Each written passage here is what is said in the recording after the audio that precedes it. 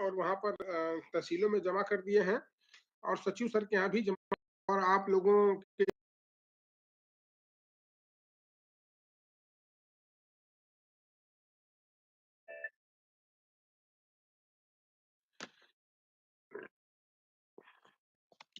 सबसे महत्वपूर्ण चीज है कि अभी इस समय स्कूल बंद चल रहे हैं और आप लोगों के लापरवाहियों के कारण बहुत से बच्चों के खातों में जो है वो पैसा नहीं जा पा रहा है, जो हमारा डीबीटी का 1200 रुपए जाता है, जिसके लिए सतत रूप से मॉनिटरिंग हो रही है और ये निगेटिव न्यूज के रूप में भी कहीं कहीं निकल के पेपर में निकल के आ रहा है। तो इस संदर्भ में आप लोगों को अपने काम बहुत महत्वपूर्ण करने हैं, जिसमें दो तरह की समस्याएं आ रही हैं हमारा आधार कार्ड बनाने में। एक तो जन्म प्रमाण पत्र की जरूरत है, तो जन्म प्रमाण पत्र में अभी हम लोगों ने समीक्षा की तो खंड शिक्षा अधिकारियों द्वारा यह बताया गया कि उन्होंने काफी भारी मात्रा में जन्म प्रमाण पत्र अपने तहसीलों में और वहां पर तहसीलों में जमा कर दिए हैं और सचिव सर के यहाँ भी जमा हो गया और उनके यहाँ भी जमा हो गया है। तहसीलों से बनने के एसडीएम साहब की अनुमति मिलने के बाद सचिव के यहाँ पेंडिंग है। तो आपका काम ये है कि आप इसको जा करके सचिव से मिल करके ये जन्म प्रमाण पत्र बच्चे का निर्गत करा लें और फिर बच्चे का जो है आधार बनवाना सुनिश्चित करें। आधार बनवा करके और उसको जो है वेरीफाई करें ताकि उसके खातों में पैसा चला जाए। तो इसमें 3-4 तरह की जो समस्याएं आ रही है, मैं उनके बारे में एक बार बता दूं कि आपको क्या क्या करना है। सबसे पहले हम लोग बात करेंगे कि जो हमारे पास आधार नॉट अवेलेबल है, तो हमारे पास जो आधार नॉट अवेलेबल का डेटा है वो लगभग जो है 6000 का है, 5920 है। पिछले 10-15 दिनों में इसमें करीब 500 आधार वेरीफाई हुए हैं। तो इसमें थोड़ी प्रगति हुई है पर अपेक्षित प्रगति नहीं हुई है।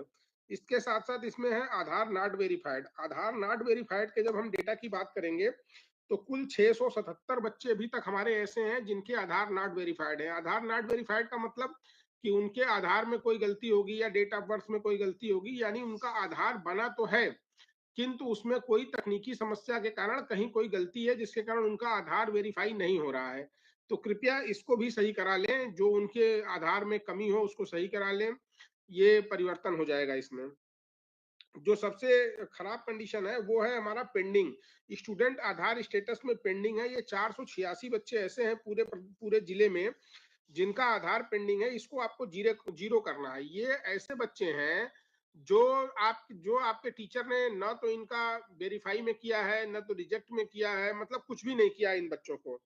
और इनमें मैं एक बार बता दूं कि सबसे ज्यादा पेंडेंसी नगर क्षेत्र में है 188 बच्चों की, और रामनगर में है 98 बच्चों की। साथ में अराजी लाइन में 38 बच्चे हैं, काशी विद्यापीठ में 30 बच्चे हैं और चिरई गांव में 76 बच्चे हैं।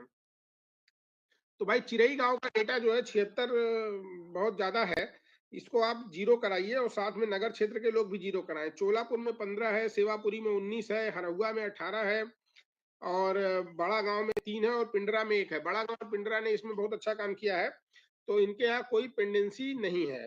तो इसको आप ये देख लें, 486 का जो टीचर लेवल पे पेंडिंग है इसको आपको समाप्त करना है। इसके साथ साथ कुछ डेटा है जो जैसे कि नॉट सीडेड पेंडिंग है, तो सॉरी डुप्लीकेट स्टूडेंट है। डुप्लीकेट स्टूडेंट का डेटा है, इसको आपको जीरो करना है। ये अगर आपके यहाँ ये स्टूडेंट पढ़ रहा है वाकई में तो आप इसको वेरीफाई कर दीजिए, और अगर ये आपके यहाँ नहीं पढ़ रहा है तो इसका डेटा डिलीट कर दीजिए। मैं आपको ये बता दूं कि डिलीशन का काम आपके ऐप से नहीं होगा बल्कि ये पोर्टल के माध्यम से होगा। तो ये पोर्टल के माध्यम से होगा, यानी आप बीआरसी से करा सकते हैं।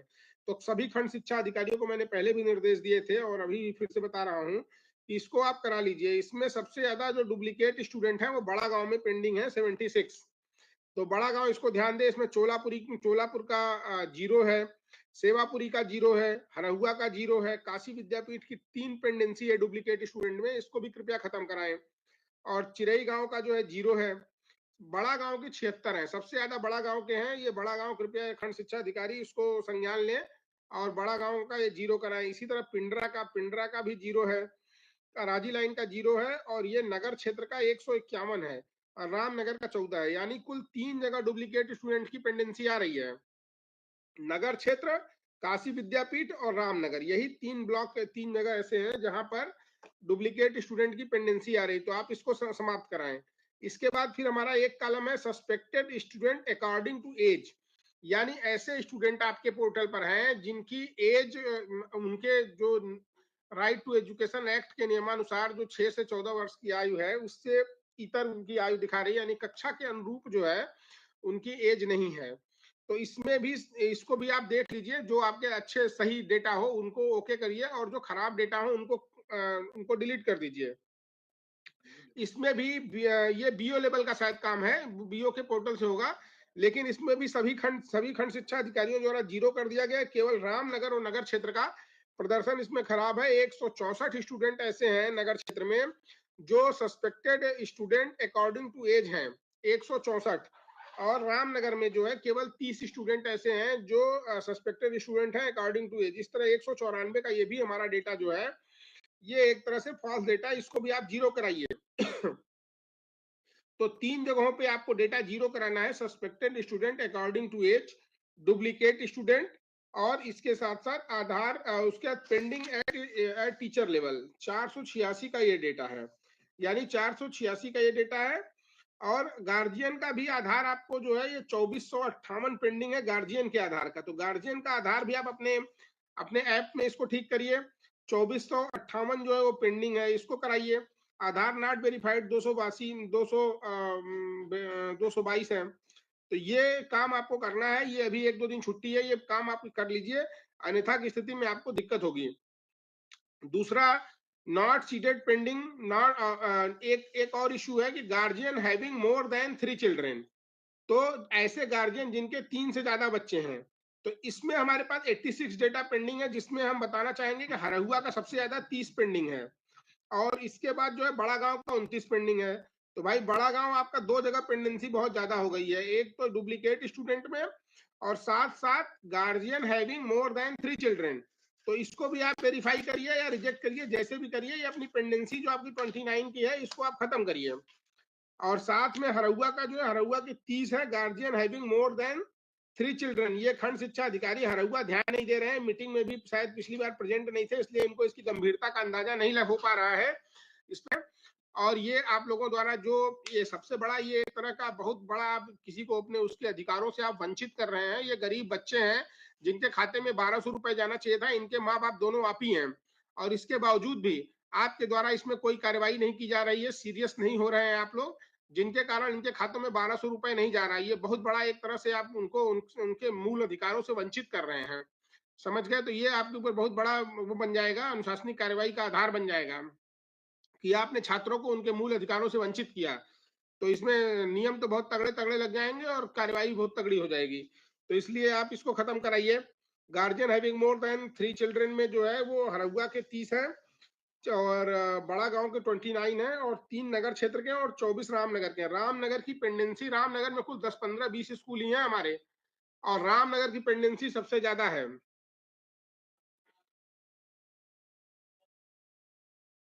ये देखो उसका फोन आ रहा है, किसी आरईडी के जेई का है, बिल विल वो दे रहा होगा, इनसे बात कराना, उठा के बात करो। तो ये रामनगर की पेंडेंसी सबसे ज्यादा है, रामनगर की पेंडेंसी सबसे ज्यादा है, सारे मामलों में पेंडेंसी है। तो इसको आप ये देख लीजिए और इसको कराइए किसी भी तरीके से, ठीक है? दूसरा जो सबसे इंपॉर्टेंट है, not seated data pending. Not seated data pending में 2850 का डेटा पेंडिंग है, जिसमें सबसे ज्यादा नगर क्षेत्र का 1237 डेटा पेंडिंग है। नगर क्षेत्र के जो है ये 1237 डेटा में लगभग जो है आधा डेटा शायद डीआईएस साहब का है, लेकिन आधा डेटा इसमें हमारा है। इसी तरह काशी विद्यापीठ में भी 460 बच्चों का जो है नॉट सीटेड पेंडिंग है, इसको भी आपको खत्म कराना है। चोलापुर में 100 है नॉट सीटेड पेंडिंग, सेवापुरी में 117 है, इसके बाद जो है हरहुआ में 135 है, और ये चिरई गांव में 213 है। चिरई गांव में 213 है। साथ में 400 राजी लाइन में 419 बच्चों का डेटा नॉट सीटेड पेंडिंग में है, और रामनगर में 38 बच्चों का है, और बड़ा गांव में 82 बच्चों का है, पिंडरा में 49 बच्चों का है। तो कुल मिलाकर के 2850 का जो नॉट सीटेड डेटा पेंडिंग है, इसको भी आपको सही करने की जरूरत है। और इसमें आप फेक रूप में मत सही करिएगा कि अपने मोबाइल में टिक कर दिया। इसको आपको वाकई में गार्जियन को भेज करके, और गार्जियन को जरूरत पड़े तो ले करके भी जाइए। इधर तो स्कूल अभी बच्चों की अनुपस्थिति है, तो आज शुक्रवार है, कल शनिवार है, 2 दिन आपके पास अवसर है। आप बैंक मैनेजर से बात कर लीजिए और ये जाके नॉट सीटेड पेंडिंग वाला डेटा जो है वो खत्म कराइए। कहीं बैंक मैनेजर के स्तर पे दिक्कत आ रही है, खंड शिक्षा अधिकारी को बताइए। मैंने खंड शिक्षा अधिकारियों को भी बता रखा है कि जिस बैंक से दिक्कत आए आप लिखा पढ़ी में हमें उपलब्ध कराइए, एलडीएम को चिट्ठी जाएगी, जिलाधिकारी महोदय के माध्यम से इस समस्या का समाधान किया जाएगा। लेकिन अभी तक किसी खंड शिक्षा अधिकारी ने हमको ये लिख के नहीं दिया कि फला बैंक मैनेजर के कारण समस्या हुई और बैंक ने हमें जो है परेशान किया, ऐसा किसी ने कहा नहीं। तो आप इसको लग करके कराइए। ये हमारे पास आप लोगों ने इसमें ठीक भी किया था, करीब हमारे पास जो है 8,000 डेटा था, लेकिन इसमें 5-6,000 का आप लोगों ने कराया है। 2850 शेष है, इसको आप जल्दी से खत्म कराइए, जीरो कराइए। बहुत महत्वपूर्ण चीज है। 2850 बच्चों का सिर्फ पैसा इसलिए नहीं जा रहा है क्योंकि उनका खाता आधार लिंक नहीं है। तो ये बड़ी शर्मनाक स्थिति है। अभी आप 2850 का भेज देंगे पैसा जिनका खाता लिंक नहीं है, तो हमारी स्थिति बहुत अच्छी हो जाएगी। इन 2850 बच्चों के खातों में पैसा चला जाएगा। तो अब जो सबसे इंपॉर्टेंट मुद्दा है वो है आधार नॉट अवेलेबल। तो आधार नॉट अवेलेबल में हमारे पास 5,920 का डेटा पेंडिंग है। ये डेटा पेंडिंग है। मैं एक बार उन महान व्यक्तियों, उन महान विद्यालयों का नाम लेना चाहता हूं जिनके कारण ये पेंडेंसी हमारे जिले स्तर पे होती है और इनका वेतन आज मैंने रोक दिया है। अब ये जब कुछ अपनी प्रगति देंगे तभी इनका वेतन निकल पाएगा। भले इनका इनकम टैक्स कटे चाहे ना कटे, ये रोएंगे गाएंगे, कहेंगे कि साहब हमारा इनकम टैक्स की समस्या आ रही, तो आए आप झेलिए अपना इनकम टैक्स की समस्या। मैं उसके लिए जिम्मेदार नहीं हूं। आप काम नहीं करना चाहते हैं तो आप उसको अंतिम समय में फरवरी मार्च में झेलेंगे। मैंने इन लोगों का भी वेतन रोका है। आप देख लीजिए, इनका नाम सुन लीजिए। अराजी लाइन, अराजी लाइन में है पिलोरी स्कूल है। इनके यहाँ 44 बच्चे ऐसे हैं जिनका आधार नॉट अवेलेबल है। इसी तरह दरेखू है, दरेखू में 32 बच्चे हैं।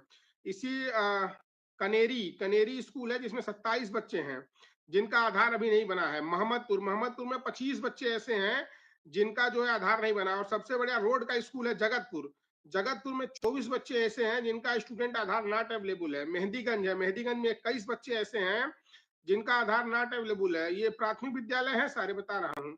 और यूपीएस पिलोरी था, बाकी सारे प्राथमिक हैं। और पीएस दीनापुर, दीनापुर में 19 बच्चे ऐसे हैं जिनका स्टूडेंट आधार, इनके हेडमास्टर और टीचर जो मजे काट रहे हैं ना, अब समझ में आएगा इस महीने जब सैलरी रुक गई है तो सारे लोगों का रोक दिया। पूरा हेडमास्टर बार बार कहते कहते मैं थक गया, आपको आपके खंड शिक्षा अधिकारी को कहते थक गया। न आपके खंड शिक्षा अधिकारी के कान पे जू रेंग रही है, न आप लोगों के कान पे जूंग रही है। अब 213 स्कूल पूरे जिले में है जिनकी आज मैंने सैलरी रोकी है। और आपकी जन और ऐसे टाइम पे रोकी है ना कि आप परेशान हो गए। और आपका ये एरियर जाके मिलेगा जब जुलाई में, अप्रैल में मिलेगा और जुलाई में मिलेगा, तब आपको समझ में आएगा कि इनकम टैक्स कहाँ से कटा और इनकम टैक्स का लफड़ा फंस जाएगा। 2-3 साल घूमते रहोगे।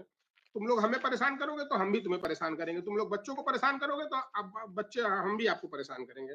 आप लोग कोई काम ही नहीं करना चाहते हो, छुट्टी मना रहे हो 15-15 दिन से, मनाली घूम रहे हो, शिमला घूम रहे हो, गोवा घूम रहे हो, तो घूमो आराम से, चैन करो। सैलरी लेने में तो किसी को नहीं है 15 दिन के, लेकिन कोई रिस्पॉन्सिबिलिटी नहीं लेना है।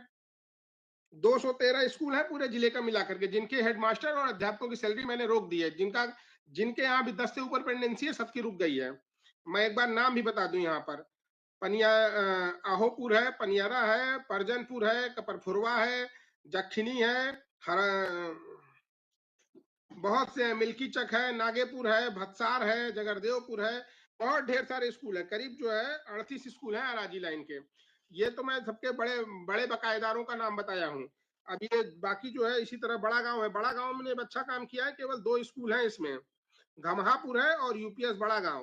केवल इनके यहाँ एक जगह 11 की पेंडेंसी है और एक जगह 10 की पेंडेंसी है। चिरई गांव में यूपीएस शाही है, यूपीएस शाही है, यूपीएस मोकलपुर है, पीएस चंदापुर है, यूपीएस पचराव है, प्राथमिक विद्यालय बीकापुर है, यूपीएस सुल्तानपुर है, पीएस आशापुर है से फर्स्ट है, पीएस हृदयपुर है, यूपीएस अंबा है, यूपीएस सिंहपुर है, पीएस रजनहिया है, सराय मोहना, गोबरहा, बहुत से स्कूल है। चिरई गांव में बहुत से स्कूल हैं जिनकी जिनकी जो है ये वेतन इनके हेडमास्टर और सहायक अध्यापकों का भी यहाँ पर आधार की पेंडेंसी होने के कारण रोक दिया गया है। आप लोग बिल्कुल भी इंटरेस्टेड नहीं हो, ना आप लोग को ये है कि जन्म प्रमाण पत्र बनवा दें बच्चे का। आप लोगों ने बस फर्जी एडमिशन कर लिया, नाम बढ़ाने के लिए आपने केवल अपनी संख्या अपने आप को सिक्योर करने के लिए रख लिया। ये सब सही कराइए आप लोग, नहीं तो इसके परिणाम आपको भुगतने पड़ेंगे। अभी तो केवल वेतन रुका है, अनुशासनिक कार्यवाही भी मैं करूंगा। इसी तरह चोलापुर है, चोलापुर में जो है तमाम, तिवारीपुर है, दुधवा है और कैथी है, बहादुरपुर है, बहुत से स्कूल है, बबियान है, हथियार कला है, परान पट्टी है। ये सारे स्कूल ऐसे हैं जिनके बच्चों के आप लोगों ने अभी तक ना आधार कार्ड बनवाए हैं, न जन्म प्रमाण पत्र बनवाए हैं, आप लोगों का कोई इंटरेस्ट नहीं है, आप लोग न तो तहसील गए कभी पूछने, न ही सेक्रेटरी से कभी पूछे और कोई काम नहीं किया। इसी तरह हरहुआ है, हरहुआ में करोमा है, औसानपुर है, गहनी है, पिसौर है, औरा है, भवानीपुर है, आदमपुर है, दांदुपुर है, अजोर पट्टी है, कोईरान है, बेनीपुर है, पुआरी कला है, सिकंदरपुर है, गहरपुर है, जयपुर है, जयपार है, पौरी खुर्द है। इस तरह हरहुआ के भी बहुत ढेर सारे स्कूल है, आप इसको देख लीजिएगा। सबसे जो हमारी खराब कंडीशन पूरे जिले में है, जिसके कारण ये पूरे डीबीटी में मैं 4 बात रोज सुनता हूँ महानिदेशक मैडम से, और रोज ही मेरी खिरखिरी होती है। बनारस की स्थिति खराब होती है, रोज हम लोग इस पे डांट सुनते हैं, सारे हमारे खंड शिक्षा अधिकारी सुनते हैं। अगर हमारे खंड से आप लोगों को पता नहीं है कितना हम लोग को जलालत झेलनी पड़ती है आप लोगों के इस कृत्यों के कारण। खंड शिक्षा अधिकारी जानते हैं, एक दो दिन में ये एक दो दिन हमारे साथ ये लोग वीसी में एक दो लोग प्रेजेंट रहे, जैसे राजी लाइन के रहे, स्कंद गुप्ता प्रेजेंट रहे, संजय प्रेजेंट रहे। तो इन लोगों ने देखा किस तरह डांट पड़ती है वहां से कि आपके आधार पेंडेंसी के कारण और आपके काम न किए जाने के कारण। तो मैं आप लोगों को छोड़ूंगा, मैं आप लोगों को कतई नहीं छोड़ूंगा। आप लोगों के लिए मैं यहाँ डांट खाने के लिए थोड़े बैठा हूँ, मैं आप लोगों की रक्षा करने बैठा हूँ। आप अपना काम कर रहे हो, मैं अपना काम कर रहा हूँ। अगर आप अपना काम ठीक से नहीं करोगे तो दंडित किए जाओगे, सीधी बात है। अब आप सुनिए, काशी विद्यापीठ सबसे बड़े बकायेदार इसी ब्लॉक में है, और सबसे खराब प्रदर्शन काशी विद्यापीठ का हर चीज में रहता है। पता नहीं वहां के टीचरों को शर्म नहीं आती है कि पता नहीं कैसे काम करते हैं। हर चीज में खराब प्रदर्शन, हर एक चीज में, पढ़ाई लिखाई से लेके उपस्थिति से लेकर के हर चीज में एकदम बिल्कुल मतलब बहुत ही खराब प्रदर्शन करते हैं। आपको शर्म आनी चाहिए कि आप जो है इतना बड़ा ब्लॉक में काम करते हैं और प्रधानमंत्री जी के क्षेत्र का ब्लॉक है, तब भी आप लोग अच्छा प्रदर्शन नहीं कर पा रहे हैं।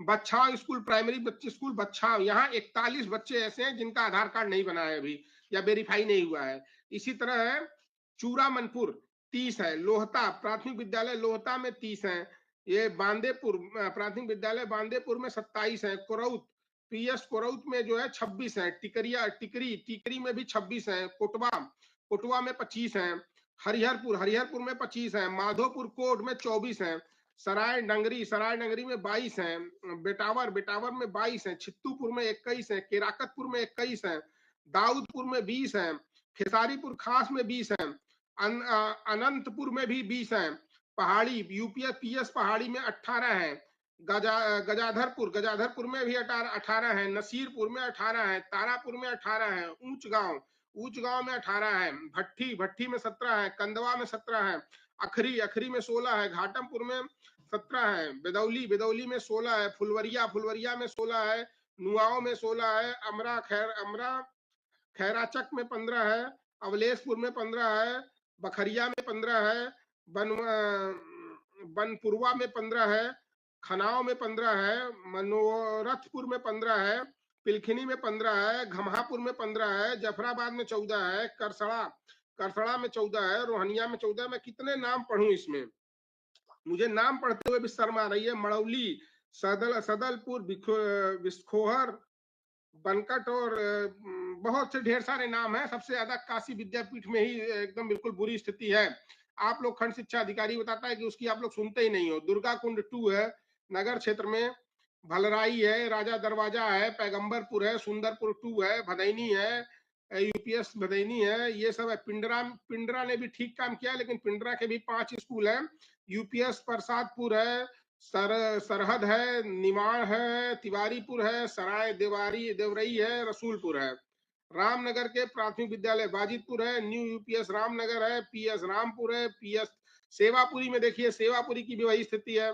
ठठरा में 25 पेंडेंसी है, यूपीएस करधना में 25 पेंडेंसी है, प्राथमिक विद्यालय ठठरा सेकंड में 24 पेंडेंसी है, यूपीएस कलिका धाम में 22 पेंडेंसी है, यूपीएस नेवड़िया में 20 पेंडेंसी है, पीएस अमिनी में 18 की पेंडेंसी है, पीएस मिल्कीपुर में 17 की है, देहली विनायक में 16 की है, हित्तापुर में 15 की है, कमलाहा में 15 की है, ओडराहा है वहां 15 है, सत्तरपुर है, आदमपुर है, डुमलिया है, बहुत ढेर सारे हैं इसमें, छतेरी, गजेपुर। इसमें बहुत अच्छे स्कूल भी हैं जिन्होंने अच्छा प्रदर्शन किया है, लेकिन आपने इसमें बहुत खराब प्रदर्शन किया है डीबीटी में, जिसके कारण ये 213 स्कूल ऐसे हैं जहां 10 या 10 से अधिक छात्रों की पेंडेंसी है। इन सब के हेडमास्टर और सहायक अध्यापकों का वेतन रोका जाता है, आज से ही यहीं से रोका जाता है तत्काल प्रभाव से।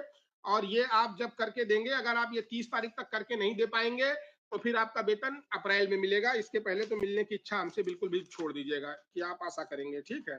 ये आप लोग इसके बाद आउट ऑफ स्कूल बच्चों की अटेंडेंस भी आप लोग पिछले कई सालों से, पिछले कई महीनों से मार्क नहीं कर रहे हैं, जिससे में इसमें भी हमारी ओवरऑल अटेंडेंस 16-17% है। पिंडरा और चोलापुर 52-52% पे है, रामनगर 21%, बड़ा गांव 18%, हरुआ 9%। हरुआ का वही हाल हो गया है, 9%। वहां के खंड शिक्षा अधिकारी पता नहीं कहाँ है, ध्यान ही नहीं दे रहे हैं। काशी विद्यापीठ हमेशा गए गिरा है ही, कंडीशन में है ही, 5.82% है इनका। चिरई गांव उससे भी बुरी हालत में है आउट ऑफ स्कूल बच्चों। भाई आप लोग कर क्या रहे हो बैठ करके, खाली मजे काट रहे हो। 3.84% चिरई गांव का, और आजी लाइन का सबसे घटिया प्रदर्शन है पूरा ये आउट ऑफ स्कूल बच्चों में शारदा ऐप में 1.04% है। सब लोग सो गए हैं, और जो है खंड शिक्षा अधिकारी भी सो गए हैं, आप लोग सो गए हो। सब किसको किसको जगाएं, बिना सैलरी रोके कोई जग नहीं रहा है। इसी के साथ हम लोगों ने कुछ अनुदेशकों का स्थानांतरण किया है, उनको अपने विद्यालय से कार्यमुक्त कर दीजिए, और जहां वो गए हैं वहां उनको ज्वाइन करा दीजिए। इसमें किसी प्रकार की कोताही मत करिए।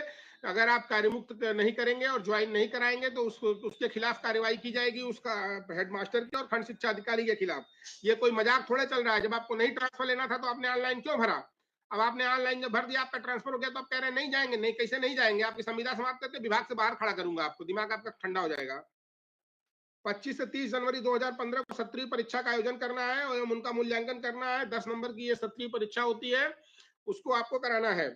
कोलोकेटेड आंगनवाड़ी स्टेशनरी, कोलोकेटेड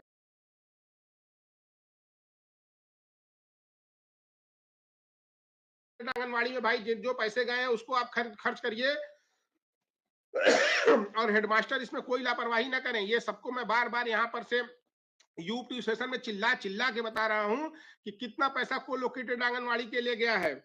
इसमें जो है 1,000 रुपए प्रति माह के हिसाब से 3,000 रुपए बच्चों के स्टेशनरी का दिया गया है। क्या आपने स्टेशनरी बच्चों को बंटवाई? इसका आप ध्यान दीजिए। बच्चों को स्टेशनरी बंटवाइए 3,000 रुपए की, और आप हर महीने के 1,000 का तो बंटवाए नहीं होंगे, तो आप 3,000 की इकट्ठा खरीद के सारे बच्चों को बंटवाइए। इसके बाद जो है इसमें माता समूह मखीकरण का जो है प्रतिमाह 500 रुपए की दर से 4,500 रुपए गया है। साथ में बाला पेंटिंग के लिए भी 25,000 गया है कुछ स्कूलों में। तो वो सारे पैसे खर्च कराइए। और खर्च कराने का मतलब ये नहीं है कि निकाल के जेब में डाल लीजिए। खर्च कराने का मतलब है काम कराइए। और अगर आप काम नहीं कराएंगे तो जिस दिन फंस जाएंगे, जो स्कूल, और जिस दिन आप चंगुल में फंसेंगे, आप जिंदगी भर याद रखेंगे किसी से पाला पड़ा था, आप रगड़ा जाएंगे। तो इसको आप ध्यान रखिएगा, मैं यहीं से बता रहा हूँ। और सारे खंड शिक्षा अधिकारी हमारे विजिट पे निकले। कल सुबह हमको 9 बजे सब स्कूल में दिखना चाहिए खंड शिक्षा अधिकारी। और जो अब्सेंट है उनको अब्सेंट करिए, और जिनके यहाँ डीबीटी पेंडेंसी वगैरह है उनका अलग से वेतन काटिए। सबके ऊपर कार्रवाई करिए। केवल खंड शिक्षा अधिकारियों की लापरवाही के कारण ये सारा ब्लॉक जो है ढीला चल रहा है और सब लोग मजे काट रहे हैं। ना तो नेट में अच्छा प्रदर्शन करना है, ना तो सेट में अच्छा प्रदर्शन करना है, ना तो पढ़ाना है, ना तो लिखाना है। कहीं भी रिजल्ट आप अच्छा नहीं दे पा रहे हैं। अटेंडेंस में हमारी सी ग्रेड आ गई है, 6 नंबर हमको मिला है अटेंडेंस में। अटेंडेंस आपकी लगातार गिरती जा रही है। अटेंडेंस में आपने कोई वृद्धि नहीं की। दिसंबर माह में आप बच्चों को स्कूल में उपस्थित तक नहीं करा पाए, जिससे जनपद में हमारी सी रैंक आई सीएम डैशबोर्ड पे। तो ये सब आप कुछ काम वाम चल नहीं पा रहा है। इसको आप खंड शिक्षा अधिकारी डेली फील्ड में निकले, 9 बजे आप स्कूलों में नजर आए और अपनी फोटो भेजें। साथ में एआरपी भी निकले, एआरपी भी 9 बजे जाए स्कूलों में, देखें क्या हो रहा है। खाली टाइम में बच्चे नहीं है तो कोई बात नहीं, आप टीचर को तो सपोर्टिव सुपरविजन का और सहायता प्रदान ही कर सकते हैं। जो बात आप उनसे खाली टाइम में करते हो वो बात स्कूल में जाके करिए। अपने घरों में बैठ के आप क्या कर रहे हैं? इसमें एआरपी का क्या काम है? तो बीआरसी पे है तो फील्ड में जाए ना, स्कूल विजिट करें, टीचर से बात करें। और आप आउट ऑफ स्कूल के नोडल भी हैं एआरपी, तो एआरपी के ऊपर भी भाई कार्यवाही होगी। जाते जवाते प्रसाद मत लेने का वो करिए कि अब आपके जाने का समय आ गया है मार्च में ना। हाँ, तो इसमें फिर ऐसा ना हो कि जाते जाते आप फिर आपका इंक्रीमेंट कट जाए और आपको कोई दंड मिल जाए और आप उसके लिए फिर अगले 3 सालों तक पश्चाताप करें कि आप झूठे में एआरपी बने। अच्छा, दूसरी इंपॉर्टेंट बात यह है कि एआरपी चयन के लिए सूचना जारी हो गई है। तो इसके लिए हम 1 सप्ताह के अंदर ही विज्ञापन जारी करेंगे। जो लोग इच्छुक लोग हैं वो एआरपी के पद पे अपना पुनः फॉर्म भर सकते हैं। यहाँ पर यह बताना है कि एआरपी के जो चयन में पुराने लोग हैं वो फॉर्म नहीं भर पाएंगे, वो कृपया अपना फॉर्म नहीं डालें। बाकी नए चयन के लिए, नए लोग एआरपी के चयन के लिए आमंत्रित हैं, और उनका एक रिटन एग्जाम होगा। रिटन एग्जाम होने के बाद उनका जो है एक इंटरव्यू भी होगा। इसके पश्चात उनका चयन किया जाएगा। माइक्रो टीचिंग होनी है, इसके बाद एक उनका इंटरव्यू भी होगा, साक्षात्कार जैसा होगा, इसके बाद चयन किया जाना। और इस बार ये सारा चयन मैं खुद करूंगा। और अपने स्तर से करवा के ही मैं इस जनपद को छोड़ूंगा। आप इसको याद रखिए। तो ये सारा काम मार्च तक हमको करना है। मार्च तक करना है ना, 15 मार्च तक हमको एआरपी का चयन करना है। तो अभी हम विज्ञापन निकाल देंगे और लगभग लमसम मान के चलिए कि 15 फरवरी तक का आपको टाइम देंगे फॉर्म भरने का। और 15 फरवरी से 30 फरवरी के बीच में आपका एग्जाम, 15 फरवरी से 28 फरवरी के बीच में आपका एग्जाम करा लेंगे। और मार्च फर्स्ट वीक में माइक्रो टीचिंग इंटरव्यू ये सब करा के 15 मार्च तक हम आपको चयन करके नए एआरपी इस जनपद को दे करके ही इस जनपद से स्थानांतरित होंगे। ठीक है, तो आप लोग एकदम तैयार हो जाइए और बढ़िया से पारदर्शी ढंग से हम चाहते हैं कि जनपद के ऐसे लोग आगे आए जो पढ़ने लिखने में रुचि रखते हैं, जो एकेडमिक में इंटरेस्ट रखते हैं। ये नहीं ऐसे लोग ना रहें कि जो भागे रहे, जिनको बेसिक एआरपी का कंसेप्ट ही नहीं पता है। मैं एआरपी की मीटिंग लेता हूं, मैं बहुत दुखी हो जाता हूं। मैं किसी से पूछता हूं, कुछ बता ही नहीं पाता है कोई एआरपी, किसी को जानकारी ही नहीं रहती है। वो उनके 10 स्कूल कौन से हैं, किनको निपुण करना है, उसके बारे में तक हमारे बेसिक कंसेप्ट नहीं बता पाते हैं। ये बड़े दुख की बात है। तो ऐसे लोग आए जो पढ़ने लिखने वाले हों, जिनको अपने सारे चैप्टर्स के बारे में पूरी जानकारी हो, मेथोडोलॉजी के बारे में जानकारी हो, जो पढ़ने पढ़ाने के इंटरेस्टेड हो, जो सपोर्टिव सुपरविजन, जो हमारा पूरा सिस्टम चल रहा है इसका कंसेप्ट क्या है, जो जो पूरा सिस्टम चल रहा है उसका कंसेप्ट क्या है, उसके बारे में जानकारी हो, जिनकी जानकारी कम से कम एसआरजी स्तर की हो। हमारे एसआरजी तीनों बहुत अच्छे हैं, खासकर अखिलेश्वर गुप्ता बहुत जानकार व्यक्ति हैं, चूंकि उन्होंने पहले भी काम किया एकेडमिक्स में। और मतलब तीनों हमारे एसआरजी अच्छे हैं। लेकिन हमारे जो एआरपी हैं वो सारे एआरपी क्वालिटेटिव एआरपी नहीं है। हमें लगता है इनका चयन पता नहीं कैसे हुआ था, लेकिन जो भी है इस बार हम लोग का ये प्रयास है कि अच्छे लोग आए, अच्छे लोग आगे बढ़ के आए। क्योंकि अगर अच्छे लोग आगे नहीं आते हैं तो ये भी एक बहुत बड़ी समस्या है। अगर एकेडमिक्स में अच्छे लोग नहीं आएंगे तो फिर वही खराब लोग चयनित होंगे, तो फिर आपके स्कूल जाएंगे तो आपसे कुछ इधर उधर करेंगे तो आपकी शिकायत होगी, साहब अरे यार ये साहब ये आरबी बड़ा खराब है। तो आरबी खराब क्यों? क्योंकि आप आगे नहीं आए ना। अगर आप अच्छे हैं तो आप आइए, चैलेंज लीजिए। और आप वो 45 लोग चयनित होते हैं, एआरपी वो 45 लोग होते हैं जो जनपद में आगे बढ़ करके नेतृत्व प्रदान करते हैं, पूरे एकेडमिक्स को नेतृत्व प्रदान करते हैं। समझ गए? तो इसमें लग करके काम करिए और सभी लोग अपना फॉर्म डालिए। जो आगे बढ़ने वाले लोग हैं वो लोग फॉर्म डालें, उनका बढ़िया प्रदर्शन करेंगे, माइक्रो टीचिंग अच्छी करेंगे, इंटरव्यू अच्छा देंगे, अपने विषय में अच्छा ज्ञान रखते हैं, एंट्रेंस क्वालिफाई करेंगे, हमारा एग्जाम क्वालिफाई करेंगे, तो इसके बाद उनका चयन किया जाएगा। ठीक है, और यही सब बात आपको बतानी थी। और सबसे इंपॉर्टेंट दो तीन चीजें और है। अपार आईडी, अपार आईडी का आप पूरा करा लीजिए। आप लोगों ने अच्छा काम किया। लगभग हमारे 82% बच्चों का, मतलब परिषद के 82% बच्चों का अपार आईडी हो गया है, बन गई है। लेकिन अभी हमारे प्राइवेट वाले स्कूलों के नहीं बन गए। इसमें जो हमारे नोडल शिक्षक है उनको जरा महत्वपूर्ण रोल अदा करना पड़ेगा। नोडल शिक्षकों को महत्वपूर्ण रोल अदा करना पड़ेगा। जिस तरह उन्होंने यू डायस पे वो अपना डेटा भरवाते हैं, इसी तरह जो है अपार आईडी में भी आपको भरवाना है। इसके अतिरिक्त आपके विद्यालय में 5,000 रुपए प्राइमरी में खेल के सामान क्रय करने के लिए गए थे और 10,000 रुपए गए थे जूनियर में। कृपया वो पैसे खर्च कर लें। 20 रुपए प्रति बच्चा टीएलएम का गया था केवल प्राइमरी में, उसको भी आपको खर्च करना है। मैंने पहले ही बोला था टीएलएम का पैसा टीचरों को ट्रांसफर कर दीजिए और वो टीचर टीएलएम बनवाए। लेकिन ऐसा कुछ होता दिख नहीं रहा है। स्कूलों में टीएलएम का अभाव है। कक्षा कक्ष में प्रिंट रिट मटेरियल के साथ टीएलएम लगे रहे, सुंदर से दिखाई पड़े। प्रिंट रिच मटेरियल इस साल आपको क्लास में नहीं लगाना था, पहले वाले आप लगा सकते हैं, लेकिन इस साल वाले आपको रखने हैं और उसको फिर पढ़ा करके फिर रखना है। एक चीज जो सबसे इंपॉर्टेंट थी वो थी प्रेरणा तालिका। प्रेरणा तालिका विद्यालयों में लगाएं और उसको अपडेट करें, बहुत इंपॉर्टेंट है। क्योंकि जब मैं स्कूलों में जाता हूँ और क्वेश्चन आपके प्रेरणा तालिका के ही आधार पर पूछता हूँ तो आप फेल हो जाते हैं। आपके जब मैं अमुक बच्चे को खड़ा करता हूँ और आप लिखते हैं कि इसने ये जो है ये दक्षता इसने सितंबर में प्राप्त कर ली या अक्टूबर में प्राप्त कर ली, और फिर उस बच्चे से पूछा जाता है तो बता नहीं पाता है। और कहीं कहीं तो ऐसा होता है कि दक्षताएं आपकी का, मतलब परिषद के 82% बच्चों का अपार आईडी हो गया है, बन गई है। लेकिन अभी हमारे प्राइवेट वाले स्कूलों के नहीं बन गए। इसमें जो हमारे नोडल शिक्षक है उनको जरा महत्वपूर्ण रोल अदा करना पड़ेगा। नोडल शिक्षकों को महत्वपूर्ण रोल अदा करना पड़ेगा। जिस तरह उन्होंने यू डायस पे वो अपना डेटा भरवाते हैं, इसी तरह जो है अपार आईडी में भी आपको भरवाना है। इसके अतिरिक्त आपके विद्यालय में 5,000 रुपए प्राइमरी में खेल के सामान क्रय करते रहे, सुंदर से दिखाई पड़े। प्रेरणा तालिका, प्रेरणा तालिका विद्यालयों में लगाएं और उसको अपडेट करें, बहुत इंपॉर्टेंट। भरी ही नहीं है उसमें। यहाँ पे रहने वाले हैं उनके अपना ईमानदारी का पैसा, आप जो इतनी मेहनत से कमाते हो आप अपनी सैलरी का, वो हम इस तरह बर्बाद कर पाओ, वो पैसा हम आपको बर्बाद नहीं करने देंगे। बिजली के बिल में आप अपना सोलर लगवाइए और बिजली का बिल जो है बचाइए। पैसा बचाना बहुत जरूरी होता है, तो आपको सोलर लगवाना ही लगवाना है।